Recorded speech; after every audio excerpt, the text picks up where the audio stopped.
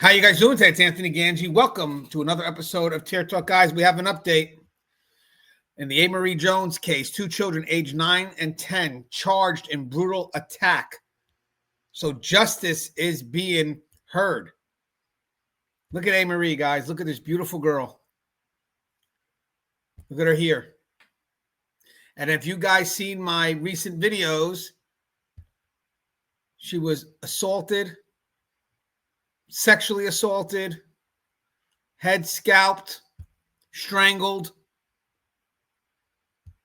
And the scariest thing of it all, it was a 10-year-old, a 9-year-old, and an 8-year-old. And on top of that, it was a 10-year-old girl who looks like they led the pack. But at least justice could be coming because we have the 10-year-old and the 9-year-old being charged. I did a great show the other day with a mental health counselor, Denise Schoenwald, and we discussed in detail. It's a long episode because there's a lot to discuss. We're both learning in the process. I learn as I do things myself that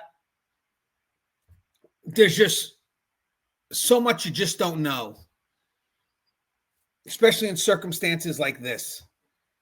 You know, and we had a really deep discussion. We crossed into areas that felt uncomfortable, but we knew it had to be discussed because we wanted to provide some level of clarity. And we all did it in an effort to not just get an understanding of the case, but just to get justice somehow. Make people aware of this concern, maybe hopefully lead towards some level of prevention. And it looks like they're listening to the mother. She had the courage to put all this on social media, detailed what happened to her daughter, and people are listening. I see the spike even on my side. So I want to keep up with the case and give you guys the update, because when we were discussing this yesterday, we had a guess that they would probably charge the 10-year-old, but we didn't think they were going to charge the 9 or the 8-year-old. And to find out that they did, that was a shocker to us. That they charged the 9-year-old, not the 8-year-old. They charged the 9-year-old. And it's going to be interesting where this case goes forward. There's a lot here I'm going to discuss today just to kind of get us ready. I'm learning as well.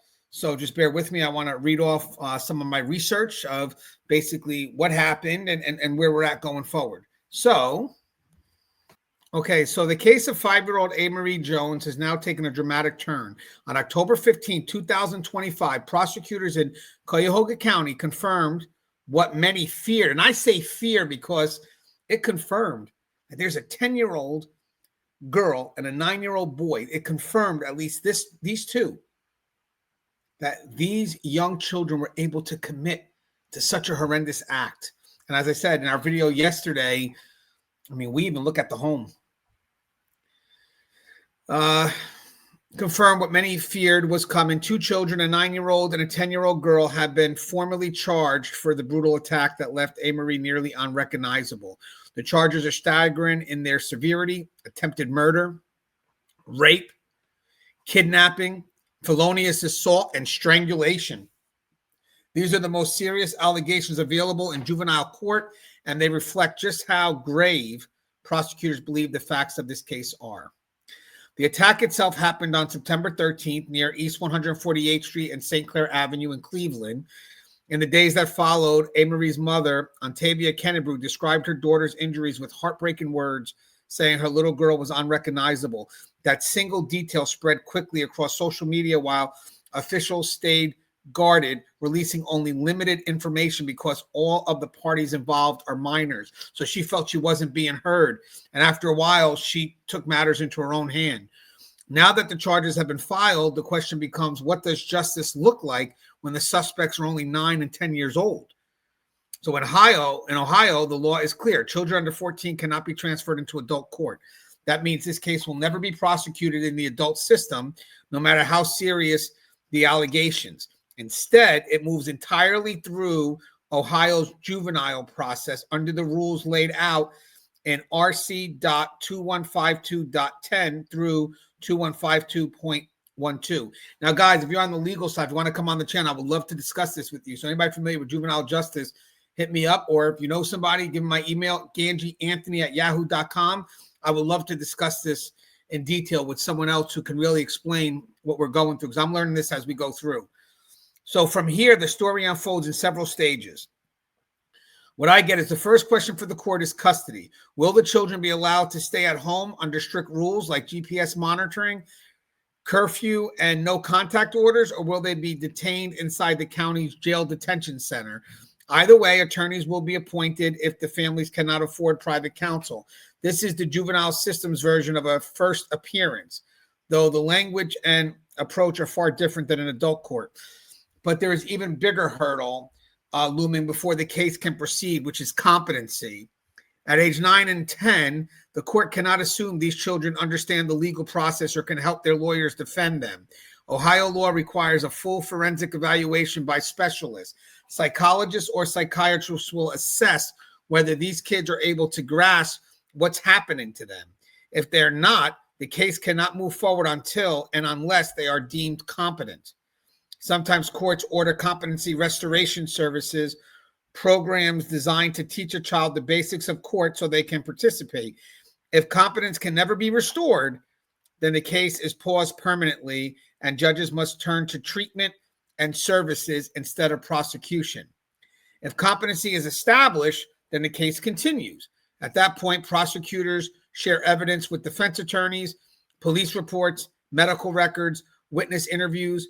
Lawyers may challenge statements made by the children, arguing whether they understood their rights when questioned or whether identifications were reliable. These pretrial fights are common in juvenile cases, especially with kids this young. Eventually, the case would reach the adjudicatory, or it's what is it? These words sometimes adjudicated. So, adjudicatory hearing, or it's adjudication. You know that word, guys. It's a tough word, man. The juvenile system version of a trial, but here there is no jury. A judge alone hears the evidence and decides whether the charges are proven beyond a reasonable doubt. If the judge rules that the allegations are true, the case moves into what's called disposition, the juvenile equivalent of sentencing. And that's where the stark reality of Ohio law comes into play. The maximum penalty in the system is confinement in the custody of the Ohio Department of Youth Services until the child's 21st birthday. That's it. Even on charges as serious as attempted murder and rape, the furthest the system can go is locking them up with treatment and education layered in for the next decade or so. Judges also order therapy, schooling, probation conditions, and strict no contact rules, but the focus is always on rehabilitation alongside accountability. It's also worth noting what didn't happen. Prosecutors did not charge the 8-year-old who was originally named in media reports. Guys, in our show yesterday, we talked about you probably got a leader, an escalator, and a follower. And we went ahead and assumed the 8-year-old will probably be the follower. I'm wondering if it's the 8-year-old that brought the family to where Amory was. So again, an 8-year-old who was originally named in media reports, and there are reasons for that. At 8-year-old, the likelihood of being found competent is almost non-existent. On top of that, prosecutors must prove each child's actions individually. If the evidence isn't strong enough against the youngest, they cannot proceed. And finally, even though Ohio doesn't have a hard minimum prosecution age, there's a strong policy trend across the country to avoid charging kids under 12 unless there's absolutely no alternative. That aligns with the decision to pursue charges only against the 9 and 10-year-old. So what are the possible outcomes? Because we thought yesterday the 10-year-old would probably be the one that they would charge because it's right on the line. But then when they charged the 9-year-old today, when I found out, I was like, okay, I didn't expect that. So I guess the middle ground here is, okay, we'll go after the 10-year-old, we'll go after the 9-year-old, but the 8-year-old, we're not going after. So I get it. Hopefully the 8-year-old wasn't the one leading it all. But most likely, if I had to guess, I think the 8-year-old could have been the follower, the 8-year-old boy. So what are the possible outcomes? If either child is found incompetent and cannot be restored, there will be no adjudication, only treatment and services through civil protective measures. If they are competent and adjudicated delinquent, then the harshest outcomes available is secure confinement until age 21, combined with therapy, supervision, and family-based interventions. All this plays out while the community watches closely, struggling with the tension of the heart of this case, a child victim in need of justice and child suspects whose minds and moral reasoning are still developing. That's the path ahead. A 9-year-old boy and a 10-year-old girl now face the most serious allegations Ohio juvenile system allows. Their case will unfold step by step through competency hearings, discovery, and ultimately a judge's ruling.